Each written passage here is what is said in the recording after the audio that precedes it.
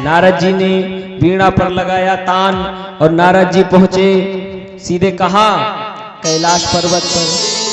भोले बाबा कहीं बाहर गए थे, मैया पार्वती थी। नारद का परिचय हम दे दें। नारद जानते हो किसे कहते हैं? नारद, जिसकी बात कभी रद्दी ना हो, रद्द ना हो, उसको कहते हैं नारद। और एक बात, नारद कोई साधारण संत नहीं है। नारद जिसको मिले उसे भगवान मिल गए। ध्यान देना, नारद ध्रुव जी महाराज को मिले, भगवान से साक्षात्कार करवा दिया। नारद प्रहलाद जी को मिले, भगवान से साक्षात्कार करवा दिया। नारद जिसे मिलते हैं उसे भगवान के सम्मुख कर देते हैं। नारद जी की ये विशेषता है। और एक और विशेषता है, नारद जी की एक और विशेषता है, जहां लड़ाई ना होती हो नारद जी पहुंच जाए तो झगड़ा शुरू, और जहां रोज लड़ाई होती हो नारद जी पहुंच जाए तो झगड़ा बंद, है ना। और हम लोग तो गांव में भी कह देते हैं, पहले एक आध नारद हुआ करते थे, अब तो घर घर में नारद है ना। तो प्यारे नारद जी पहुंचे, क्योंकि नारद जी संत हैं, और संतों ने जब भी किसी कृत्य को किया, जब भी किसी बड़े कार्य को करते हैं तो संत बड़ा विचार करते हैं। नारद जी भी विचार किया। नारद जी ने विचार किया कि इस संसार में अब सुखदेव जी को लाना चाहिए। तो नारद जी ने क्या किया, पार्वती मैया के पास पहुंचे। नारद जी का मुख लटका हुआ था। पार्वती मैया ने कहा, नारद जी आज आप बड़ा उदास लग रहे हैं। नारद जी बोले, उदास क्या है, कुछ नहीं मैया, अब संसार में कुछ बचा नहीं है।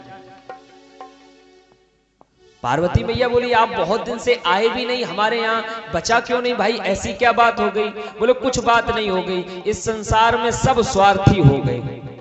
सुर नर मुनि सबकी यह रीति, स्वार्थ लाग करें सब प्रीति। बोले, बिना स्वार्थ के संसार में कोई किसी से प्रेम नहीं करता, तो अब हमने आना जाना बंद कर दिया। यहां तक कि पुत्र भी पिता से प्रेम करता है तो स्वार्थ की वजह से करता है। जैसे ही माता पार्वती ने सुना तो माता पार्वती बोली, कोई और की तो हमें पता नहीं, पर हमें इतना पता है कि हमारे भोलेनाथ बिना स्वार्थ के ही हमसे प्रेम करते हैं, बहुत प्रेम करते हैं। और साधारण नहीं, जो गुरु मंत्र किसी को नहीं बताना चाहिए, गोपनीयम गोपनीयम गोपनीयम प्रयत्नतः, परम गोपनीय से भी गोपनीय जो गुरु मंत्र है किसी को नहीं बताना चाहिए, वो गुरु मंत्र भी श्री भोलेनाथ ने हमें बता दिया। नारद जी बोले, अच्छा अच्छा, तो अब आपकी बात अलग है मैया, तो आपको फिर ये भी बता दिया होगा भोलेनाथ ने कि अपने गले में जो मुंड माल पहने हैं, ये माला में मुंड किसके हैं? पार्वती जी बोली, हाँ ये तो नहीं बताया कभी। बोले, नारद जी बोले तो फिर काहे को बिना मतलब में कह रहे थे बड़ा प्रेम करते हैं? हम तो पहले ही कह रहे थे सुर नर मुनि सबकी यह रीति। अब तो मैया पार्वती को अपार क्रोध। पहले एक भवन हुआ करता था जिसका नाम हम लोग कहते थे कोप भवन। जब हमारी देवियां नाराज होती थी तो उस कोप भवन में चली जाती थी। तो मैया पार्वती कोप भवन में जाकर के लेट गई। भोले बाबा आए, पूरे घर में ढूंढा, पार्वती जी कहीं नहीं मिली। देखा तो कोप भवन में लेटी हुई। पार्वती जी के पास बैठे, बोले, पार्वती क्या बात हो गई जो आप इतना रुष्ट हैं? पार्वती जी बोली, आज आप हमसे बात ना करो, हम तो सोचे थे आप दुनिया के सर्वश्रेष्ठ पति हैं, लेकिन आप तो नंबर 1 के कपटी निकले।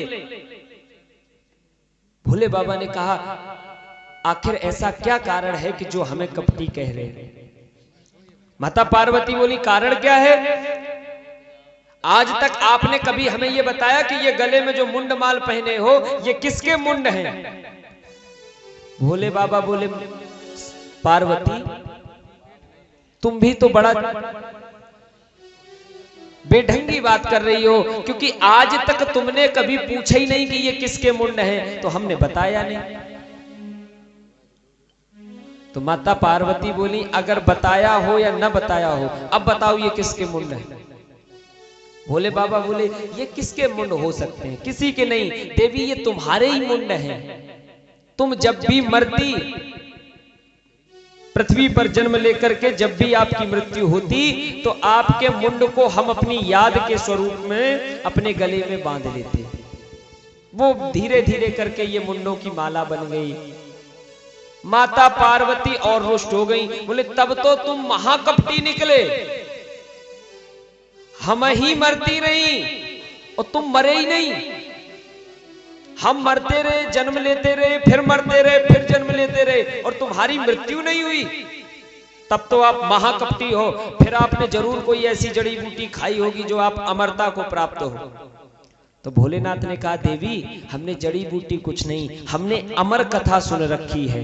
रच महेश निज मानस राखा, मैंने अमर कथा सुन रखी है और जिसको अपने हृदय में धारण किया है, इसलिए मेरी मृत्यु नहीं होती। माता पार्वती बोली अब जो होगा सो बाद में होगा, पहले अमर कथा सुनाओ। 3 हट होती हैं मित्रों, राजहट, बालहट, तिरिया हट। राजा हट कर जाए, अगर देखो नोटबंदी हुई थी, राजा हट कर गया, नोट बदलेंगे, तो फिर चाहे मंत्री हो चाहे संतरी हो कोई भी हो, फिर नोट बदल के माने। राजहट। बालहट, बालक है कब मचल जाए। एक माता जी अपना संस्मरण हमें सुना रही थी कि महाराज हमारा बालक नाती छोटा वाला बड़ा है, बड़ा उद्दंडी है, वो तो हमारे साथ लेटता है। जाड़े की रात महाराज, माघ पूस का महीना, और रात में 2 बजे नाती हमा उठो, और महाराज हमसे कह रहे कि दादी हमें पानी पीने। तो महाराज जाड़े को महीना, हाथ पांव काम नहीं कर रहे, तो हमने उससे कह दिया कि अब 2 बजे रात में तुम्हें पानी और शरबत चाहिए। तो महाराज पानी तो छोड़ो, वो रोन लोगों बोलो अब हमें शरबत चाहिए। और महाराज 2 बजे रात में शरबत बनाई के परो।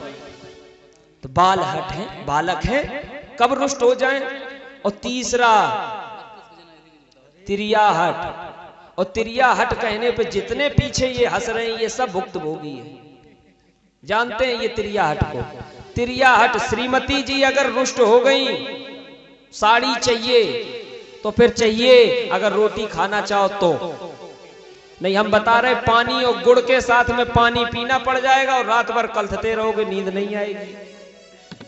तो तिरिया हट। माता पार्वती बोली नहीं हमें कथा सुननी है, और कथा अभी सुनाओ। भोले बाबा बोले हमारी 3 शर्तें हैं। बोले हम सारी शर्तें मानेंगे, हमें कथा सुनाओ। कोई बात नहीं।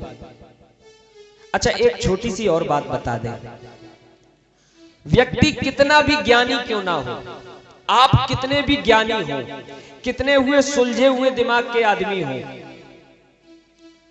कितने भी आप व्यवहार कुशल हो, लेकिन आप अपनी श्रीमती जी के आगे नंबर 0 है, उनके आगे आपकी कुछ नहीं चलेगी। ये बात याद रखिए, आप ये बात याद रखिए। बोले अभी सुनाओ।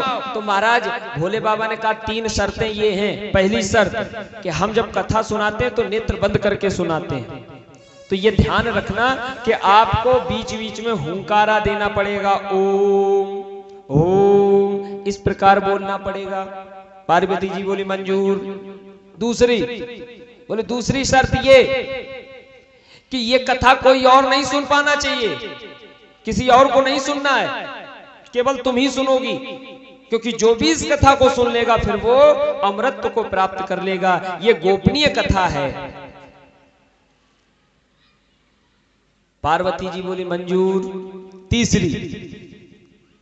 तीसरी शर्त के लिए भोलेनाथ ने कहा यह कथा बंद नहीं होगी, एक बार शुरू हो गई तो फिर अंत में जाकर ही विराम लेगी। पार्वती जी बोली मंजूर। चौथी, भोले बाबा बोले 3 ही थी, बोले तो फिर चलो कथा सुनाओ चल के। कथा प्रारंभ हुई। अब कथा प्रारंभ होने से पहले भोले बाबा ने कहा, देख लो अच्छे से कैलाश को साफ कर दो। भोले बाबा ने डमरू बजाया अपना, तो नाग, बिच्छू, चंद्रमा, गंगा सब अपने अपने स्थान को छोड़कर चले गए और भोले बाबा बैठ करके माता पार्वती को कथा सुनाने लगे। माता पार्वती कथा सुन रही हैं, हुंकारा दे रही हैं, ओम ओम ओम।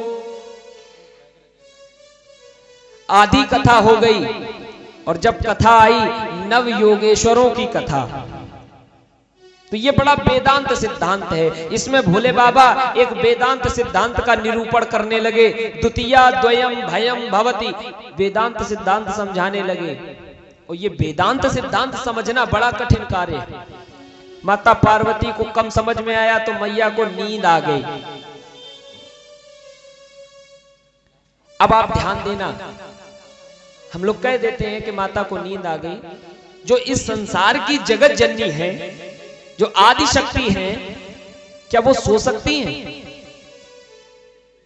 क्या वो सो सकती हैं? वेदांत सिद्धांत क्या उनसे बड़े हो गए कि जो उनकी समझ में नहीं आए और वो सो गई? सो सकती हैं, लेकिन नहीं प्यारे, ये भी एक लीला है, क्योंकि सुखदेव जी को पृथ्वी पर लाना है। इसलिए मैया ने सोने का जो है लीला की। मैया ने नेत्र बंद कर लिए। सुखदेव जी महाराज का पीछे अंडा कैलाश पर मैया ने छोड़ दिया था, साफ कर किया तो छोड़ दिया। पूरा कैलाश साफ किया। सुखदेव जी का अंडा जो है वो क्या पड़ा रहने देंगे? वो आदि शक्ति है, उसने कोई झाड़ू लेके थोड़े कैलाश साफ किया होगा। नेत्र बंद किए और कैलाश साफ हो गया। लेकिन सुखदेव का वो अंडा जानबूझकर मैया ने छोड़ दिया, ताकि इस पृथ्वी पर सुखदेव जी आए, और सुखदेव जी जब आए तो भागवती गंगा जन जन तक ये पहुंचे, इसलिए वो उस अंडे को छोड़ दिया। ये एक लीला है। शीत लहरों के प्रभाव से और उस अमर कथा के प्रभाव से अंडा फूट गया। अंडे में से छोटा सा शुकनी का बच्चा निकल आया। सुखदेव जी महाराज ने देखा कि मैया तो सो गई, हुंकारा बंद हो गया। अब की हुंकारा नहीं लगा तो बाबा कथा बंद कर देंगे। तो मैया पार्वती की आवाज में अब शुकनी का बच्चा यानी सुखदेव जी महाराज हुंकारा देने लगे, ओम ओम ओम। जैसे ही कथा प्रारंभ हुई